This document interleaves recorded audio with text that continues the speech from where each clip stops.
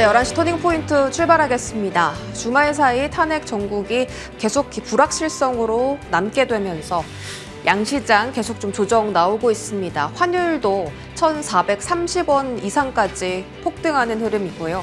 코스피는 1.7%, 코스닥은 3% 넘게 계속해서 저점을 낮춰가고 있습니다.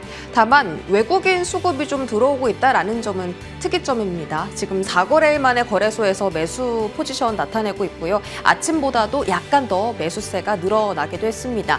최근 들어서 지금 시장 하단을 연기금의 매수세가 받쳐주고 있는데 오늘도 역시나 기관 순매수 들어옵니다. 3,600억 원대 확인되고 있고요. 코스닥에서도 마찬가지로 외인 기관의 동반 순매수세 나타나고 있습니다. 종목별로 좀 볼게요. 외국인 순매수 리스트 보시면 일단 1등에 삼성전자가 들어가 있고요.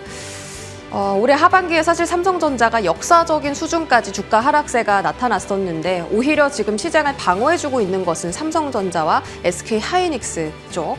오늘 외국인 순매수 1등 자리 들어가 있고요. 지금 이 1위부터 10위 안에서 유일하게 2%대의 빨간불을 켜고 있는 것은 현대모비스로 확인이 되고 있습니다. 오늘 장중에 그 금융위에서 증안펀드 700억 이번 주에 투입하겠다라는 소식 전해지면서 밸류업에 대한 분위기 다시 살아날 수 있을지 한번 체크해 보겠고요. 에코프로도 빨간불 켜면서 현재 추세 잘 유지하고 있습니다. 다만 방산주들은 계속해서 외인 순매수에도 불구하고 빠지는 모습 나타나고 있습니다. 기관 순매수에서는 반도체 투톱 전부 다 확인할 수 있고요. KB금융과 신한지주는 기관 순매수 리스트에 들어가 있기는 하지만 주가 자체는 현재 파란불을 켜고 있습니다. LG엔솔도 방어 잘 나오고 있는데 방어가 지금 구간에서 잘 나오고 있는 종목들 봐야 하는 건지 현금이나 비중 축소 그런 의견은 또 어떻게 좀 담아가야 하는지 좀 자세하게 여쭤보겠습니다. 바로 출발하시죠.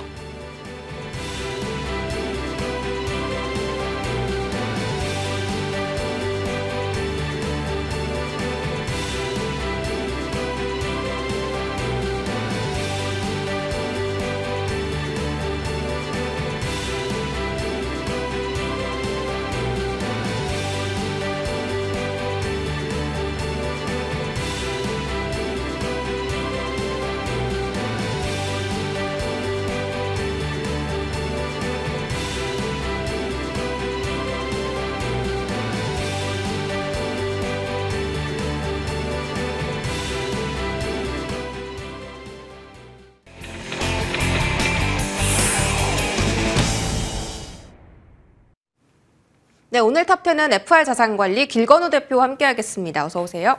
안녕하십니까. 네, 대표님. 네. 지금 사실 정치적 불확실성이 좀 더 커지면서 그 외국 IB 쪽에서도 조금 더 보수적인 의견이 주말 사이에 좀 나왔습니다. 장기화되면 신용도나 성장 전망에 부정적이고 뭐 BOA 같은 경우는 원화 가치 급락할 거다. 이게 주말 사이에 나온 건데 오늘 실제로 좀 원화 가치 계속 좀 떨어지고 있습니다. 내년 하반기나 돼야 원화가 진정될 거다라는 증권가의 리포트도 장중 나왔고요. CLSA는 항상 이제 한국 증시에 좀 부정적이긴 한데 너무 좀 강력하게 부정적인 의견 제시했습니다. 매도 시점 앞당기고 비중 축소 빨리 해라라고 이야기 나왔고요. 이게 탄핵 표결이 실패하면서 여러 IB들에서 지금 좀 굉장히 보수적인 의견을 내놓고 있죠. 증시 같은 경우 오늘 추가 하락 발생하는데요. 더 바닥 열어둬야 됩니까? 사실은 이제 주말 사이에 그 계엄령 관련해서 탄핵 관련된 이제 투표를 하면 좀 잘 되지 않을까라는 기대감이 사실은 이제 금요일까지는 조금 있었는데 이제 실장 뚜껑을 열어보니까 투표가 조금 부족했습니다. 2표 부족했죠. 이제 그러다 보니 이게 또 한 주가 또 연기가 됐다라고 생각을 하시면 될 것 같고, 그다음에 뭐 이재명 더불어민주당 대표 같은 경우에도 최대한 이거를 뭐 이번 주에도 또 진행하겠다라고 이제 발표를 했잖아요. 결론은 이게 언제 조금 마무리가 되느냐에 따라서 시장이 조금 향방이 조금 갈릴 것으로 예상이 되고 있고, 저도 앞에서도 이제 글로벌 IB들이 얘기했던 것처럼 이거 장기화되면 실질적으로 우리나라 입장에서 좋을 게 하나도 없습니다. 네. 안 그래도 그 트럼프 관세 때문에 산업 전반에 걸쳐서 조금 피해를 볼 수도 있다라는 얘기가 나오고는 있는데 여기에 이제 내우한 뭐 얘기하잖아요. 안에서도 또 문제가 터지다 보니까 외국인들이 이탈하는 건 조금 가속화될 수밖에 없는 상황을 사실은 우리가 만든 거라서 딱히 할 말은 없지만 빨리 개인적으로는 이번 주에 마무리가 됐으면 좋겠고, 그다음에 딱 2표 부족했거든요. 네, 개인적으로는 이번 주에 만약에 또 다시 투표를 한다라고 하면 저는 두 표는 조금 되지 돌아올 수 않을까, 있다? 돌아올 수 있지 않을까라고 이제 개인적으로 생각을 하고 있어서 왜냐면 지금 민심 자체가 그렇게 좋지 않아요. 네. 이걸 이렇게 감싸준다라고 해서 나아질까라는 것도 이제 한번 고민을 해보셔야 될 것 같고, 이제 국힘에서 이제 한동훈 대표가 사실은 1대1로 독대를 했잖아요. 뭐 이제 어떻게 할 거냐라고 이제 물어봤는데 딱히 뭘 하겠다라는 얘기가 또 안 나왔어요. 네. 그러다 보면은 돌아설 수밖에 없는 주변 상황이 이제 조금 되지 않았나. 그래서 이제 개인적으로는 이번 주에 조금 일단락 됐으면 좋겠고, 일단락이 된다라고 하면 좀 빠졌던 기업들 주식 같은 경우에는 조금 회복할 수 있지 않을까라고 개인적으로 보고 있습니다. 네. 그 특검이 이제 2표 모자랐었고 네. 그 탄핵 표결은 이제 5표 아예 뭐 맞아요. 예, 모자른 걸로 알고 있습니다. 국민의힘 3분은 투표를 하셨는데 이제 네. 모르죠. 일단 그 지금 이번 주 안에 그 탄핵 리스크가 조금 줄어들길 바란다라는 말씀 해주셨고 네. 오늘 달러당 원화 가격이 지금 1,430원까지 원까지 치솟았고요. 네. 그럼에도 불구하고 지금 외국인 수급이 들어오는데요. 개인들은 다 빠져나가고 있습니다. 코스피에서도 지금 보시는 것처럼 국장 다 떠나고 있고 코스닥도 마찬가지로 매물 받아주는 주체가 좀 많이 부족하다 보니까 오늘 또 3% 넘게 급락이 나오는데 오늘 환율이 올라가는데도 불구하고 외국인이 양시장 모두 담는 건 어떤 의미일까요? 환율이랑은 조금 상관없다라고 생각하시면 될 것 같고. 그냥 바닥인가요? 네, 거의 이제 바닥에 근접했다. 그러니까 최근에 그 박스권 자체가 그래도 2,400 이하로 떨어진 건 사실은 쉽지 않다라고 보고 있고요. 만약에 이제 장기화가 되면은 뭐 2,400 이하도 노려볼 수는 있겠지만 뭐 최대한 빨리 수습이 된다라고 하면 2,400 초반이 사실은 거의 바닥에 근접했다라고 보시면 될 것 같아요. 그러다 보니까 외국인들 수급이 조금 들어오는 거지 실질적으로 이게 2,450원이나 중후반 정도 넘어가다 보면 사실 또 빠져나갈 수도 있거든요. 그래서 네. 정확하게 외국인들이 돌아온 거다라고 안심하시기에는 조금 이른 것 같고 네. 네, 또 반대로 생각을 해보시면은 지금 외국인들도 저가 매수 전략으로 사실은 들어오는 거잖아요. 그러면 개인들 입장에서도 좀 지금 입장에서는 그런 전략을 취하시는 것도 저는 나쁘지 않을 걸로 보이고 있고 오. 최근에 기관 쪽에서는 또 연기금이 정말 힘을 내주고 있습니다. 네. 네, 그래서 최근에 연기금이 뭐 매수하는 종목들을 또 체크를 해보시면은 저가 매력도가 많은 기업들 위주로 지금 매수를 하고 있거든요. 뭐 이제 가장 매수를 많이 하는 게 SK 하이닉스입니다. 네. 반도체 매력이 사실은 사라진 건 아닌 상황에서 주가는 많이 빠졌어요. 그러면 연기금 입장에서는 기존에 많이 오른 것들을 매도하고 주가 상승이 조금 뛰어날 만한 종목들을 사는 게 사실은 제일 좋거든요. 여기 나옵니다. 맞습니다. 그래서 제일 많이 사는 게 SK하이닉스, 삼성전자고요. 최근에 이제 네이버, 카카오 같은 경우에도 네. 사실은 저가 매력이 굉장히 크죠. 그다음에 이제 글로벌 트렌드 자체도 최근 들어서는 하드웨어 쪽도 잘 가기는 하지만 소프트웨어 쪽이 탄력을 많이 받는다라고 저희가 저번 주에도 얘기를 많이 예. 했잖아요. 그래서 이제 조금 매수 들어오고 LG엔솔 같은 경우도 사실은 최근에 또 빠졌거든요. 그러니까 저가 매수로 연기금이 들어오는 걸 보신다라고 하면 외국인과 기관이 공통적으로 매수하는 종목들 위주로 대응하신다라고 하면 저는 나쁘지 않을 것 같습니다. 네. 우리 채팅방에서도 국장 이럴 때 사야 된다고 네. 말씀 나오고 있는데요. 길건우 대표님도 네, 맞습니다. 동의하시는 걸로. 네. 그러면 그 개인 투자자분들께서 지금 연기금 순매수 리스트 좀 따라가면 괜찮겠다라고 말씀을 주셨고요. 밸류업 증환펀드도 이야기를 해보자면요. 네. 지난주에 300억 투입했고 이번 주에 700억 추가적으로 투입한다 했는데 사실 그게 대형 우량주 쪽에만 좀 그 자금이 몰릴 것으로 보여서 네. 그 외의 종목들은 저희가 지금 대응을 어떻게 해야 될까요? 사실은 예를 들면 이제 이거예요. 기업 뭐 이제 나라에서 증환펀드로 해서 네. 뭐 이제 수급이 조금 들어온다라고 생각을 하고 그다음에 외국인들 수급도 조금 돌아왔다라고 생각을 해보세요. 그러면 얘네들이 어디로 쏠릴까를 한번 저희가 생각을 해보셔야 되는데 대부분 대형주 위주입니다. 외국인들은 원래 우리나라 코스피 코스닥 들어올 때 대형주 위주로 수급이 먼저 들어오고 그 다음에 안정화가 되면은 그 다음에 중소형 단으로 내려가거든요. 네. 그러면 지금 우리 입장에서 사실은 이제 변동성이 너무 크다 보니까 뭐 테마주나 중소형 단을 투자하는 개인들 사실은 굉장히 많습니다. 근데 이게 수급을 온전하게 끌어당겨서 가기에는 굉장히 어렵다라는 거죠. 그래서 저는 개인적으로 대형주 위주로 대응을 하시는 게 맞을 것 같고 시가총이 상위 코스피고 코스닥이고 보시면 아시겠지만 지금 기존 대비해서 많이 빠졌습니다. 네. 이런 기업들 위주로 대응을 하시던지 아니면 사실 이제 실적 괜찮은 기업들 그 아래 중소형단을 원하신다라고 하면 실적 괜찮은 섹터를 보시는 게 맞아요. 뭐 대표적인 게 전력기기 앞에서도 나오고 있죠. 그다음에 미용 의료기기나 이런 쪽 같은 경우에는 지금 실적이 최근 들어서 굉장히 좋고요. 그다음에 미용 의료기기나 화장품 같은 경우에도 12월 달에 초에 어찌됐건 사건 사고가 저번 주에 터지긴 했지만 최근에 주가 회복을 보시면은 많이 올라왔어요. 네. 그래서 얘네들 섹터도 나쁘지 않고 그다음에 라면이나 음식료 같은 경우에도 삼양식품이 최근에 이제 캐파 증설을 진행을 하고 있고 아마 올 상반기쯤에는 이제 생산을 시작을 할 건데 최근에 수요가 더 많다 이런 얘기들 나오거든요. 그러면 이제 실적이 괜찮은 애들은 중소형 단위이긴 하지만 아마 주가가 탄력적으로 회복하는 것들은 조금 빠를 수 있다. 그래서 둘 중에 하나입니다. 대형주 위주로 수급을 기다리시던지 아니면은 중소형 단에서 실적이 괜찮은 섹터를 고르시던지. 이 안에서 가장 그럼 실적 괜찮은 sek터가 어디예요? 저는 위에 상위 세 개는 다 괜찮은 것 같아요. 전력기기, 미용 의료기기나 아니면 화장품, 그다음에 라면이나 음식료가 네. 조금 낮고요. 그다음에 이제 4분기 이후에 조금 나을 만한 거는 사실은 엔터주도 저는 포함을 시켜도 충분히 괜찮다라고 봅니다. 알겠습니다. 근데 지금 당장은 아니고 조금 흐름을 봤다가 아니요. 얘는 지금 당장 보셔도 저는 괜찮을 것 같은 게 네. 그러니까 둘 중에 하나를 선택하시면 돼요. 수급으로 그냥 안전하게 원하시는 분들은 대형주 위주로 대응을 하시면 될 것 같고 네. 그다음에 그냥 최근 들어서 뭐 중소형주는 사실 많이 피해를 받았죠. 얘네들 같은 경우에도. 근데 얘네들은 실적 발표 또 근접해지면은요. 당연히 주가는 회복을 합니다. 그래서 안전한 것들을 본인의 성향에 맞춰서 선택을 하시면 될 것 같습니다. 알겠습니다. 자금 유입이 기대되는 대형 우량주냐 아니면 실적이 뒷받침이 되는 이 세 가지 섹터냐라는 말씀 주셨고요. 뭐 지금 사실 너무 많이 빠진 낙폭 네. 과대 섹터도 있습니다. 그 안에서 밸류업 그 금융주라든지 네. 원전이나 방산주 같은 경우 주가 회복은 더디지만 외국인 순매수 들어오는 쪽도 확인이 되고 있어서 네. 이쪽에 대한 시선은 어떻게 가져갈까요? 가장 많이 빠진 거는 사실은 밸류업 관련해서 금융주들이 조금 많이 빠졌거든요. 뭐 KLX 은행 지수도 보면 이제 많이 빠졌었는데 조금 이거는 걱정을 조금 덜 하셔도 되는 게 사실은 그 윤 대통령 현 정부에서 조금 이제 정책적으로 많이 밀었던 섹터가 밸류업 관련된 거 있고요. 그 다음에 이제 원전 관련된 세일즈도 열심히 밀었죠. 그 다음으로 요즘에 이제 대왕고래. 대왕고래 같은 경우는 사실은 더불어민주당에서 아예 예산 삭감 자체를 그냥 통과시켜 버렸어요. 네. 그래서 들어가는 돈 중에 거의 98% 정도를 삭감을 해버렸거든요. 근데 밸류업 같은 경우에는 불만은 있으나 그렇게 강렬하게 반대하는 입장은 아니고요. 그다음에 이제 지금 뭐 한국거래소에서도 지금 10일에서 16일 정도에 신규로 이제 리밸런싱하는 기업들에 대해서 얘기를 할 거고, 그다음에 20일 정도 되면은 이 지수에 새로 편입을 시키고요.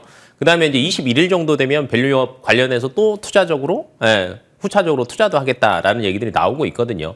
그렇다라고 하면 저는 괜찮지 않을까라고 이제 개인적으로 보고 있고, 그다음에 이제 금융주들이 밸류업 지수 때문에 사실 오른 거는 맞습니다. 네. 근데 이제 자본 여력이 충분하고 정말 주주 친화적인 정책을 펼친다라고 한다라고 하면 장기적으로 볼 때는 충분히 매력적이거든요. 그래서 금융주들 같은 경우는 사실은 뭐 지금 공격적으로 보셔도 저는 나쁘지 않을 것으로 보여지고 있고, 방산 같은 경우는 최근에 조금 아직까지는 회복하려면 이제 고점 부담이 아직은 조금 남아있는 구간이어서 내년은 넘어가야 되지 않을까라고 이제 개인적으로 생각하고 있고, 원전도 사실 이런 얘기들이 나옵니다. 3월 달에 어찌됐건 그 체코 원전 관련해서 최종 협상 관련해서 얘기가 분명히 나와야 되는데 현 정부가 이렇게 돼버리면 안 좋은 거 아니야? 라고 생각하실 수 있어요. 근데 원전 같은 경우에도 저는 그렇게 불편하게 생각하지는 않으셔도 될 것 같아요. 왜냐하면 지금 글로벌 트렌드 자체가 원전이랑 SMR 같은 경우에는 계속 얘기가 나오고 있어요. 그러니까 현 정부가 한 건 맞지만 그냥 거기에 저는 반대로 생각을 하는 게 숟가락을 조금 얹었다라고 생각을 해요. 본인의 치적을 위해서. 그래서 원전 같은 경우에는 뭐 사실 최근 들어서 이제 주가 흐름들을 보시면 아시겠지만 원전 섹터는 그렇게 많이 팍 빠지지는 않았거든요. 그래서 조금 안전하게 갈 수 있는 섹터다라고 생각을 하시고 조금 모으시면 될 것 같고, 그러니까 순서상으로 세 개를 다 담을 수 없잖아요. 네. 그러면 저는 밸류업이 제일 먼저 반등할 것 같고, 그 다음이 원전, 그 다음이 방산. 요 순서로 조금 반등을 할 것 같습니다. 네, 지금 좀 하락세가 나오긴 하지만 그럼에도 불구하고 좀 공격적인 매수 가능한 섹터도 금융주다라고 말씀 주셨습니다.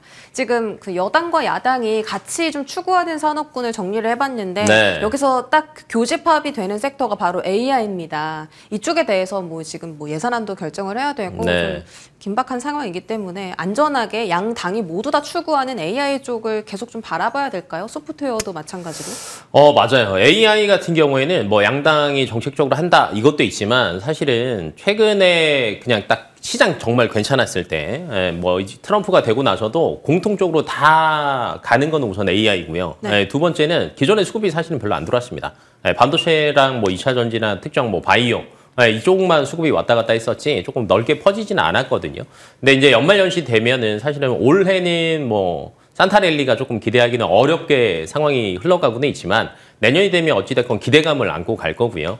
지금 이제 금리 인하에 대한 것들도 지금 12월 FOMC 어떤 향방을 할 거냐? 근데 오늘 이제 이런 뉴스들도 있더라고요. 트럼프가 되더라도 파월 의장은 그대로 놔둘 거야. 어찌됐건 정책적으로 꾸준하게 할 수 있는 걸 해봐라라는 거일 텐데 그렇다라고 하면 내년에 금리 인하 기조가 사실은 뭐 속도는 달라질 수는 있겠지만 방향성은 분명하거든요. 근데 AI 관련된 것들이 아마 내년 되면 금리 인하 기조 속에서 조금 성장할 수 있는 섹터에 포함이 된다라고 생각하시면 될 것 같고 여기에 이제 자율주행과 항상 또 AI가 같이 가잖아요. 근데 자율주행이 어찌됐건 테슬라 일론 머스크가 당연히 가장 큰 수혜를 볼 거다라는 얘기가 나오면서 또 플러스 알파 될 거고 그다음에 이제 국내 의료 AI 같은 기업들 같은 경우에도 사실은 최근에 그 적자 폭이 정말 많이 줄었습니다. 그래서 빠르면 뭐 내년 상반기 때, 뭐 늦어도 내년 하반기 때 흑자 전환하는 기업들도 굉장히 많이 나올 거다라는 전망치들도 나오고 있거든요.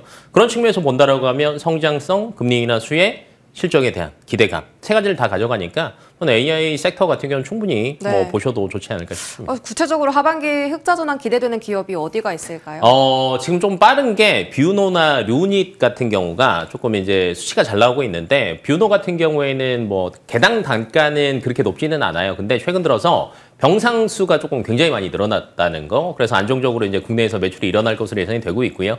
내년에 이제 미국 FDA 기대감들도 있기 때문에 저는 가장 빨리 흑자 전환하지 않을까라고 개인적으로 생각하고 있습니다. 시장 분위기 좋지 않지만 지금 긍정적으로 보고 계시는 섹터가 참 많은 것 같습니다. 2차 전지도 한번 대응법을 여쭤보면요. 지금 미국장에서는 테슬라 굉장히 주가 흐름 좋거든요. 추세 유지도 잘 나오고 있고 국내에서도 대표적으로 LG 에너지 솔루션 보면 외국인 순매수 꾸준하게 유입되고 추세 이탈하지 않았습니다. 시장의 변동성에 대비해서요. 그런 의미에서 2차 전지 쪽의 흐름은 오늘 어떻게 보세요? 에코프로도 상승합니다. 뭐 이건 단기적으로 저는 개인적으로 보고 있고 최근에 LG엔솔이 왜 올라가느냐를 한번 고민을 한번 해보셔야 되는데 우선 주가가 하방은 조금 다졌다라고 판단이 되고 있고요. 그러다 보니까 조금 하방으로 내려오면 다시 수급 들어오고 박스 상단 가면은 매도 나오고 이게 조금 반복을 하고 있는데 테슬라 주가가 최근 들어서 가는 거는 2차 전지 업황이 완전히 좋아질 거야라는 기대감보다는 테슬라 자체의 매력도라고 생각을 하시면 될 것 같아요. 그리고 이제 우리나라 이제 2차 전지 관련 기업들 굉장히 많죠. 이제 그 안에서도 LG엔솔이 최근에 주가 흐름이 좋은 거는 기존에 많은 수주가 있었던 시절이 있었는데 그 이후에 많이 사실은 주가가 많이 빠졌습니다. 근데 최근 들어서 뭐 벤츠도 그렇고요. 뭐 그다음에 이제 다른 기업들에서도 최근 들어서 수주를 계속 받고 있고 지금 이제 미국 공장에서 사실은 합작사 만들었죠. 근데 나머지 지분을 흡수하겠다, 사들이겠다라는 얘기가 나와요. 그러면 사람들 생각은 어떤 생각을 하냐면 야 이렇게 시장이 안 좋고 캐전 구간인데 이걸 산다고 생각을 하는데 LG엔솔 입장에서는 그걸 사서요. GM한테 들어가던 거를 도요타나 다른 업체의 발주를 추가적으로 받으려고 하고 있거든요. 그래서 개인적으로 이제 2차 전지 내에서도 모멘텀들이 있고 수주가 꾸준하게 들어오는 기업들 같은 경우에는 주가가 조금 반등할 수는 있으나 아직까지 전반적으로 회복하기에는 쉽지 않다라는 거. 그다음에 이제 셀업체들로 최근에 수급이 조금 좁혀졌어요. 왜 그러냐면 최근에 이제 셀업체 쪽으로 ESS 관련된 거는 저도 이제 자주 말씀을 드리긴 하지만 내년에는 ESS 쪽에서 얼마나 수주를 많이 받을 수 있느냐에 따라서 주가는 상하방이 조금 달라질 수도 있다라는 관점까지 유지하신다라고 하면 뭐 그때 뭐 트레이딩 하기에는 저는 2차 전지는 나쁘지 않지만 선별적으로 대응을 해라라고 말씀드리고 싶습니다. 좀 단기적으로 보시는군요. 조금 더 장기적으로 보는 게 맞을 것 같아요. 알겠습니다. 자, 정치 테마주가 지금 시장에서는 계속 좀 기승을 부리고 있고요. 당연히 정치적 리스크가 있기 때문에 영향을 받아가는 것 같습니다. 알랩도 지금 12자리에 들어왔고 오늘 2자릿대 상승 기록하고 있습니다. 안철수 의원이 그 국민의힘 네. 정당에서 또 이렇게 참석을 해서 투표를 했기 때문에 이게 좀 주목을 받는 것 같고요. 정치 테마는 사실 좀 단기적으로 보시는 분들 많은데요. 트레이딩 관점에서 지금도 괜찮습니까? 사실 좀 어렵긴 하죠. 왜냐면 이제 누가 될지 모르고, 그 다음에 이제 시간이 사실은 길게 남았잖아요. 탄핵 투표를 통과를 했어요. 그럼 결론은 헌법재판소에 올라가야 되고요. 네. 네, 기본적으로 그 바로 전에 이제 탄핵으로 물러나신 분을 기준으로 본다라고 하면 딱 2달 걸렸거든요. 그럼 시간상으로 보면 한 2달 반 정도 기간 동안에 이 테마주들이 꾸준하게 상승을 할 수 있을까도 살짝 한번 고민을 해보셔야 되고, 아니면 저는 차라리 정치 테마주를 하시는 것보다는요, 지금 코스피, 코스닥 투자하시는 게 저는 훨씬 더 낫다라고 봐요. 어찌됐건 정치적인 이슈 때문에 코스피랑 코스닥이 주가가 많이 빠진 거잖아요. 지수 자체가. 그러면 얘가 해결이 된다라고 하면 안전하게 사실 올라갈 수 있거든요. 그래서 저는 개인적으로 정치 테마주보다는 그냥 코스피나 코스닥 지수에 네. 차라리 투자를 베팅을 해보시는 게 훨씬 더 상방으로요? 안정적이지 않나.